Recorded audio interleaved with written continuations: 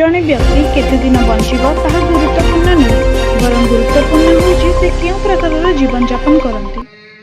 अर्थात जड़े व्यक्तिर समाज और देश प्रति अवदान को आधार करी तांकर ख्यातिर मूल्यांकन कराए।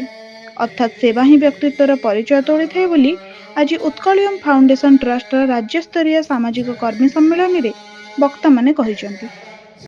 आज स्थानीय बुद्ध मंदिर सभाकक्ष अनुष्ठित सभारे भुवनेश्वर मध्य विधायक अनंत नारायण जेना मुख्य अतिथि भाव जोगदे पंडित गोपबंधु दास तांका स्वल्प जीवन काल मध्यरे केते भल काम करिसेंति ताहा भाबिले आश्चर्य लागुची बोली कही से समाज सेवा साहित्य शिक्षा और सांबादिकता क्षेत्र में कार्य करुथिबा व्यक्तिविशेषक अवदान अविस्मरणीय बोली कहितिले।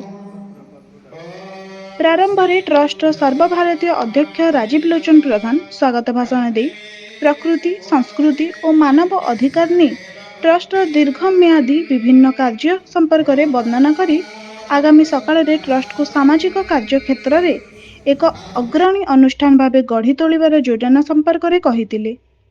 अन्यमानक मध्यरे रणपुर पूर्वतन विधायक तथा पूर्वतन योजना बोर्ड अध्यक्ष सत्यनारायण प्रधान मुख्य वक्ता, वरिष्ठ नागरिक तीर्थयात्रा योजना रे पूर्वतन उपदेष्टा दुर्गा सामंतराय, विशिष्ट संगीतज्ञ तथा समाजसेवी सुस्मिता दास, ट्रस्ट राष्ट्रीय संयोजिका भारती दास, राज्य सभानेत्री सागरिका महांती, युव समाजसेवी त्रिनाथ विश्वाल, समाजसेवी प्रशांत कुमार बड़जेना सम्मानित अतिथि भाव जोगदे समाजसेवा को निजर मंत्र भावे ग्रहण करने को कहितिले।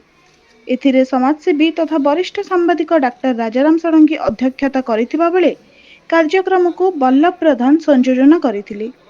एही अवसर में समाजर विभिन्न क्षेत्र में उल्लेखनीय अवदान पाई राज्यर विभिन्न कोण अनुकोणरू प्रतिभाधारी माननकु उत्तरीय और मॉडेल प्रदान करा जाय संबोधित करा जायतिला।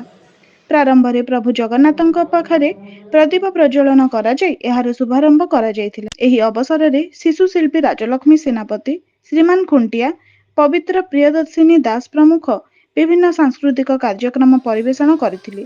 शेषरे ज्ञानरंजन प्रधान धन्यवाद अर्पण करथिले।